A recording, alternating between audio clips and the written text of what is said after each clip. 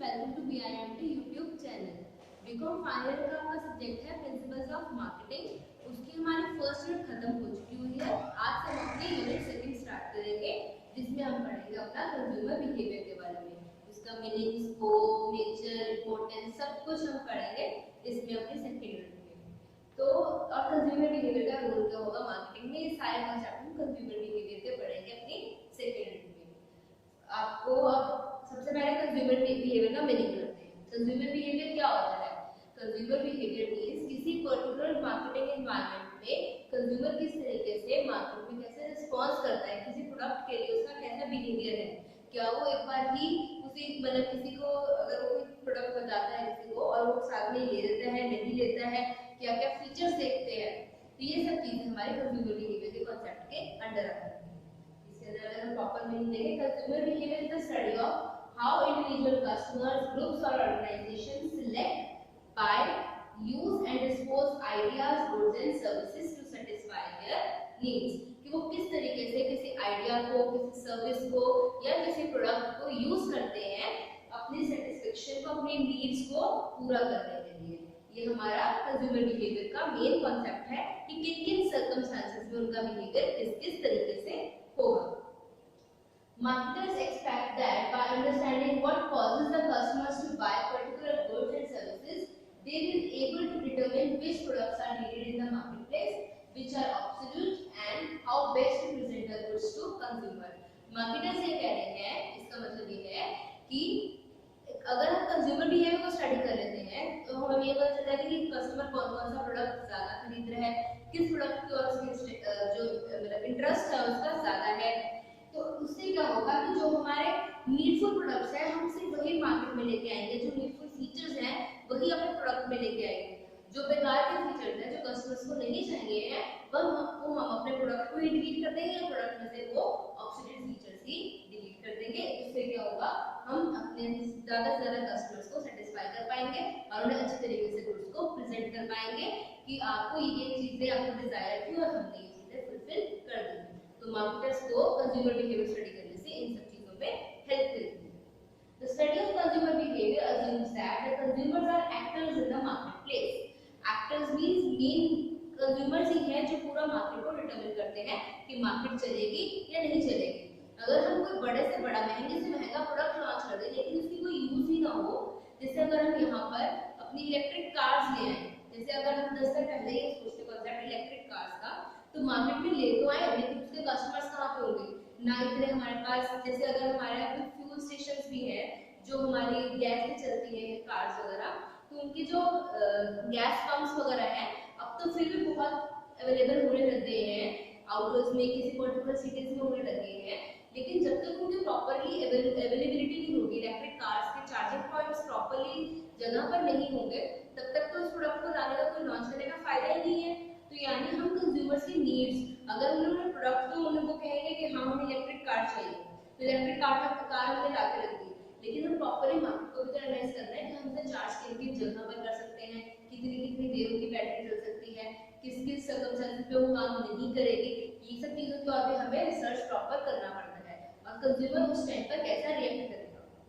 तो ये सब चीजें भी हमें, मेन एक्टर हमारा क्या है, कंज्यूमर है, कि उसके अकॉर्डिंग ही अपने गुड्स मार्केट में लेके आते हैं, उसके अकॉर्डिंग ही हम वो प्रोडक्ट में से वो चीज कोई फीचर ऐड करते हैं या डिलीट करते हैं। नेक्स्ट इसमें the perspective of role theory assumes that consumer plays various roles in the marketplace, starting from the information provider, from the user to the payer and to the disposer।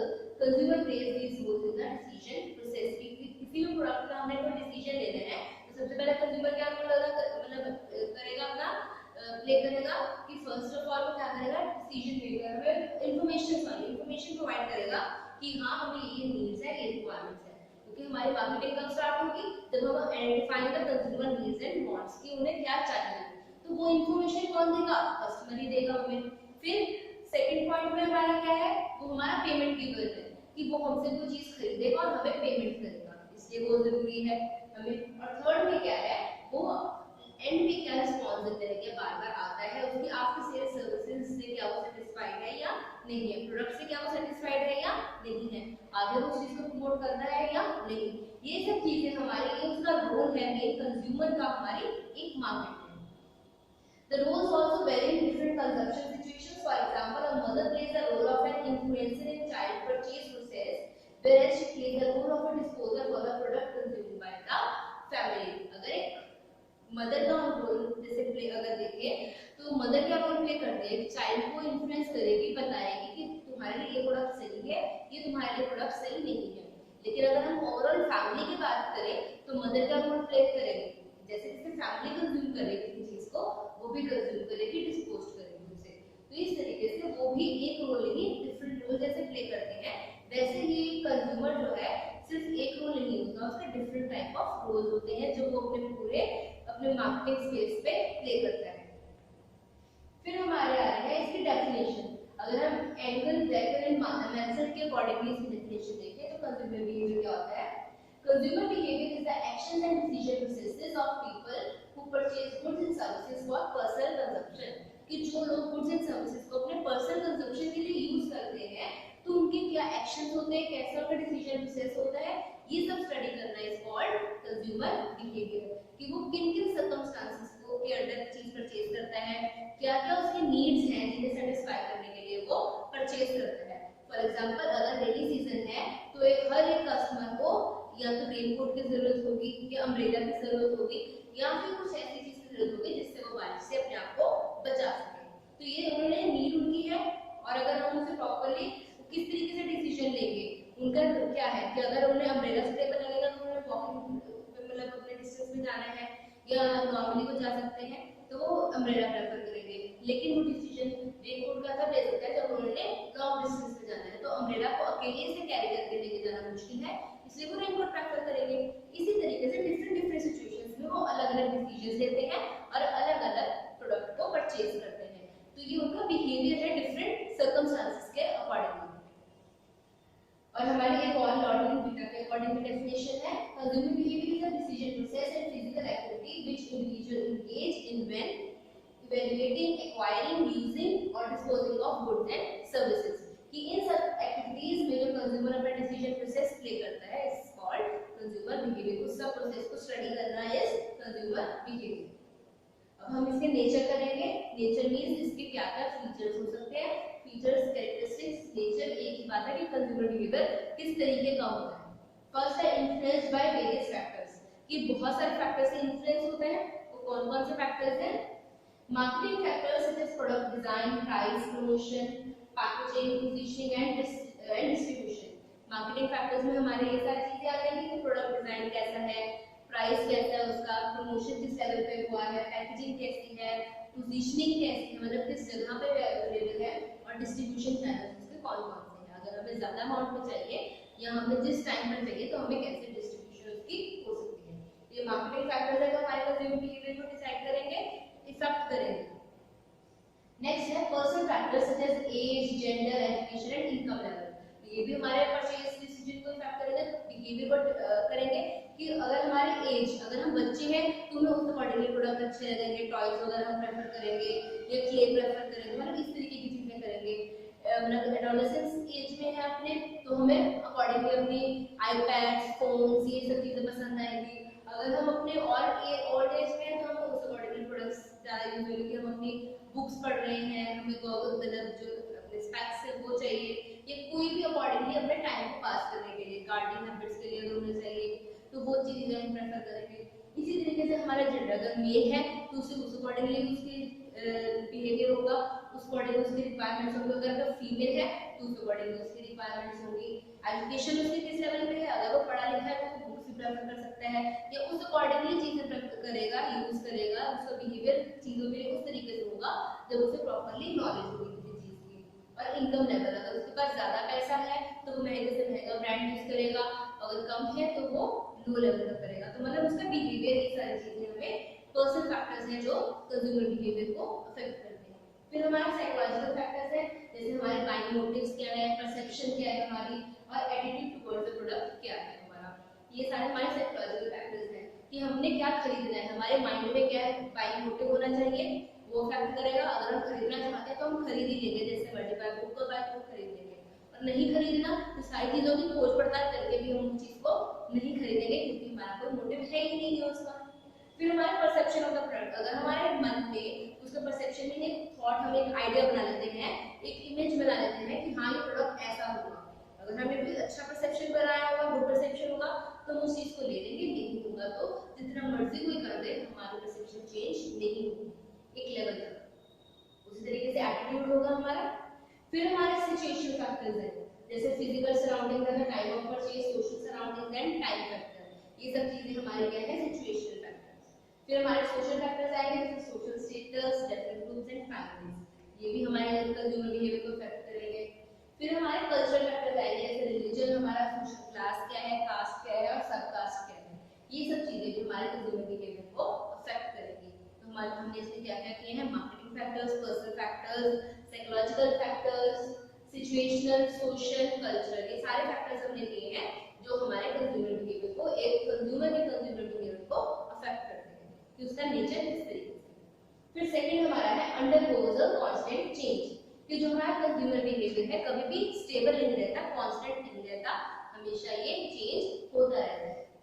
Consumer behaviour is not static, means stable नहीं है ये, it undergoes a change over a period of time depending on the nature of products.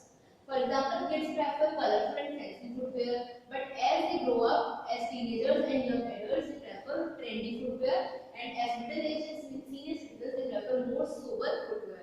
Footwear की हमने example लिया इसके अंदर कि जब बच्चे हो तो हमें कलरफुल चीजें चाहिए होती है कि इसके अंदर ये कलर हो, ये कलर हो, ये डिजाइन बना हो, ये सब चीजें प्रेफर करते हैं।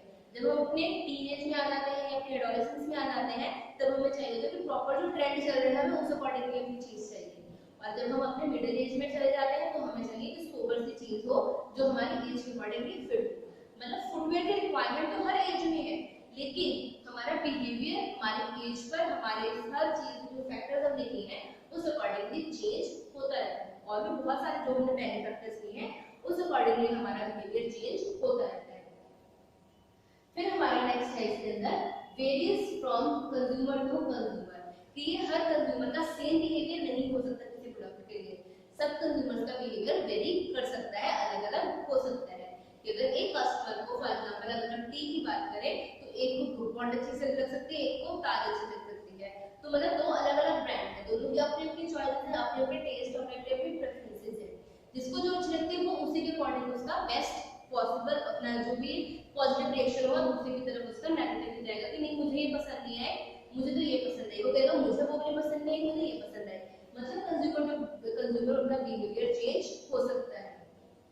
The differences in consumer behavior are due to individual factors such as the nature of consumer, lifestyle and culture. For example, some consumers are technoholics and they go on shopping and spend beyond their means.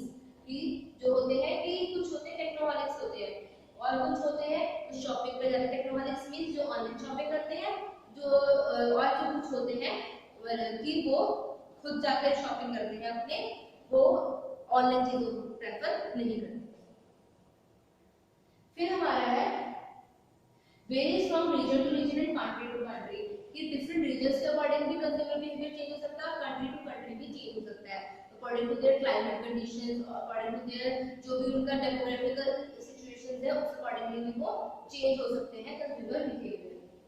For example the behaviour of urban consumer is different from that of rural consumers, ठीक है, कि a good number of rural consumers are conservative in their buying behaviors, कि जो rural होते हैं, जो हमारे गांव के होते हैं लोग, गांव के लोग होते हैं, उनकी इतना स्पेंडिंग उनका नहीं होता कि हमने खर्च करना है अपना पैसा, उनका मेन मोटिव क्या होता है कि हम अपने पैसे को सेव करके रखेंगे। लेकिन जो हमारे अर्बनाइज्ड लोग होते हैं वो उनका होता है कि हमें चलो ये भी स्पेंड करना है, हमें ये भी लेना है, हमने अपनी लाइफस्टाइल मेंटेन करके रखनी है, उनका मोटिव ये होता है। तो मतलब दोनों का हम अगर रीजन टू रीजन करें तो अर्बन और रूरल का बिल्कुल अलग हो सकता है, कंट्री टू कंट्री अलग हो सकता है। जैसे हमारे इंडिया का कल्चर अलग होगा, इंडिया के जो लोगों की प्रेफरेंसेस अलग होंगी, और जो हमारे आउटसाइड जो हमारा बाकी कंट्रीज है उनका अलग हो सकता है। फिर हमारा नेक्स्ट है information of consumer behaviour is important to the marketers, कि जो हमारे इसका एक नेचर का ये भी पॉइंट है कि जो भी हमारे कंज्यूमर बिहेवियर की इंफॉर्मेशन है वो मार्केटर्स के लिए भी इंपॉर्टेंट है। क्यों? क्योंकि उसके बेसिस पे ही वो अपने आगे की रिसर्च को आगे कंटिन्यू करते हैं, मार्केटिंग स्ट्रेटजीज उस अकॉर्डिंग लेके आते हैं, अपने प्रोडक्ट का प्राइस शेप उस अकॉर्डिंगली डिसाइड करते हैं जैसा कि कंज्यूमर का बिहेवियर होता है। फिर हमारा leads to purchase decision. Consumer behaviour हमारा हेल्प करता है परचेज डिसीजन की ओर लीड करने में, कि अगर हम अपना बिहेवियर उस अकॉर्डिंगली दिखाएंगे कि हाँ हमें ये फीचर्स चाहिए इस प्रोडक्ट में और हमें वो प्रोडक्ट अवेल हो जाता है, तो हमारा वो क्या होगा, परचेज डिसीजन की ओर हम लीड करेंगे, हमें वो सारे फीचर्स मिल रहे हैं तो हम उस प्रोडक्ट को ले लेंगे। A positive consumer behavior leads to a purchase decision. A consumer will take a decision of buying a product on a basis of different buying motives. The purchase decision leads to higher demand and the sales of the marketers increase. इसमें हमारा यही है कि purchase decision की ओर lead करता है और हमारी सेल्स भी बढ़ती है और हमारे मार्केटिंग का जो डिमांड है वो भी बढ़ती है। फिर हमारा है varies from product to product, कि जैसे हमने किया रीजन टू रीजन अलग होता है, कंज्यूमर टू कंज्यूमर अलग होता है, वैसे ही प्रोडक्ट टू प्रोडक्ट भी कंज्यूमर बिहेवियर अलग अलग होता है, हमेशा सेम नहीं होता। एक प्रोडक्ट के लिए कंज्यूमर बिहेवियर किसी तरीके का होगा तो दूसरे के लिए चेंज भी हो सकता है। उसी कंपनी का उसी ब्रांड का एक प्रोडक्ट फॉर एग्जांपल किसी को पसंद है और दूसरा नहीं पसंद है। There are some consumers who may buy more quantity of certain items and very low or low quantity of other items. जैसे कुछ चीज होती है जो हमारे हाउस होल्ड की डेली रूटीन की चीजें होती हैं, तो कभी हम शॉपिंग में जाए तो हमें लगता है कि सेल्स है इसलिए चीप है तो हम उससे ज्यादा बल्क अमाउंट में ले सकते हैं, लेकिन जब जो हमारी ड्यूरेबल्स होती हैं, जो पेरिशेबल गुड्स होती है जैसे मिल्क वगैरह होती है, वो हम ज्यादा अमाउंट में अगर सस्ता भी हो जाए किसी दिन तो हम ज्यादा अमाउंट में उसे नहीं खरीदेंगे। क्यों? क्योंकि प्रोडक्ट टू प्रोडक्ट उसका नेचर अलग है। अगर हम दूध ज्यादा अमाउंट में लेंगे तो वो खराब हो जाएगा अगर इतना टाइम पे स्टोर करेंगे, लेकिन जो अगर हम सोप टूथपेस्ट ऐसी चीजें हम अपनी डेली हाउस होल्ड की चीजें मतलब खरीदते हैं ज्यादा अमाउंट में बल्क में, तो उसके तो खराब होने का कोई टेंशन नहीं है, तो हम ज्यादा अमाउंट में भी खरीद लेते हैं। एग्जांपल क्या है, इसमें है teenagers will spend heavily on products such as cell phones and branded wares for snowmobile but may not spend on general handmade reading, कि जो उनका प्रोडक्ट क्या होगा कि उनका क्या है, फोन पे जितना मर्जी वो खर्च कर रहे हैं। जैसे आप लोगों को कि फोन में रिचार्ज खत्म हो तो आपको कंपल्सरी है कि हाँ कराना ही कराना है, लेकिन अगर आपके लेक्चर्स आपको आ रहे हैं, आपका उस पर्पस पे आपको अगर कोई कहे कि आपको मोबाइल में और कोई फीचर नहीं है, सिर्फ आपको अपनी क्लास अटेंड करनी है, उसके लिए आपको अपना नेट पैक डलवाना है, तो आप कभी नहीं डलवाओगे। लेकिन अगर आपके फोन में सारे होंगे, गेम्स भी होंगी, आपके फेसबुक होगा, इंस्टा, सोशल मीडिया एप्स भी होंगी, तो क्या होगा, आप करवाओगे नहीं, मैं कैसे चलाऊंगा, बात कैसे करूंगा, व्हाट्सएप कैसे चलाऊंगा, तो मतलब उनकी प्रोडक्ट टू प्रोडक्ट भी आपकी प्रेफरेंसेस बदल जाती है। कि अगर हम अकेला सोल पर्पस के लिए लिए कि आपने सिर्फ स्टडी मोटिव पे यूज करना है, तो आप एक बार को उसे निग्लेक्ट कर जाते हैं स्टूडेंट्स। लेकिन अगर हमारा अगर उन्हें कोई एंटरटेनमेंट मोड गए तो वो 1 मिनट भी देर नहीं लगाएंगे, वो उन चीजों की ओर जल्दी से जल्दी स्पेंड कर देंगे। फिर हमारा इम्प्रूव स्टैंडर्ड ऑफ लिविंग, जो हमारे कंज्यूमर बिहेवियर है, हमारे स्टैंडर्ड ऑफ लिविंग को भी इम्प्रूव करता है, उसे बेटर करता है। The more a consumer buys a goods and services, the higher is the standard of living. But if a person spends less on goods and services despite having a good income, they deprive themselves of higher standard of living. अगर आपके पास पैसा तो बहुत है लेकिन आप अपनी जो सहूलियत की चीजें ही नहीं खरीद रहे हो, तो ऐसा आपका स्टैंडर्ड ऑफ लिविंग आप मेंटेन नहीं कर पाओगे। और अगर आप अपने प्रॉपर्ली अपनी चीजों को खरीदते हो, गुड्स एंड सर्विसेज को कंज्यूम करते हो, तो आपका स्टैंडर्ड ऑफ लिविंग उस अकॉर्डिंगली ही बढ़ता है। फिर हमारा इसमें रिफ्लेक्ट स्टेटस, कि हमारे स्टेटस को भी रिफ्लेक्ट करता है कि हम किस तरीके से अपने प्रोडक्ट को ले रहे हैं। फॉर एग्जांपल अगर कोई एप्पल का फोन लेता है तो हम उसका स्टेटस पता करते हैं कि हाँ बहुत पैसे वाला होगा, अमीर होगा, इसलिए इसने खरीद लिया। और अगर कोई लोकल किसी कंपनी का लेता है तो मतलब इसमें पैसे होगी, सिर्फ 4-5 हजार के 6-7 हजार का इसका फोन ले लिया, मतलब हमें उसका स्टेटस हम वैसे ही जज कर देते हैं। The consumer who own luxury cars, watches and other items are considered belonging to a higher status. The luxury items also give a sense of pride to owners. ठीक है, ये हमारे थे नेचर के पॉइंट्स। आज के लिए हमने सिर्फ नेचर ही करना है, नेक्स्ट लेक्चर में हम स्कोप के बारे में करेंगे। अगर आपको नेचर के पॉइंट समझ में आ गए हैं या कोई भी इसके रिगार्डिंग कोई भी क्वेरी है तो आप अपने कमेंट बॉक्स में अपने नेम के साथ इसमें क्वेरी अपने मेंशन कर सकते हो कि आपकी ये क्वेरी है, आपको क्वेरी जरूर सॉल्व की जाएगी आपके प्रॉब्लम सॉल्विंग आवर में। तो that's it for today, thank you, have a nice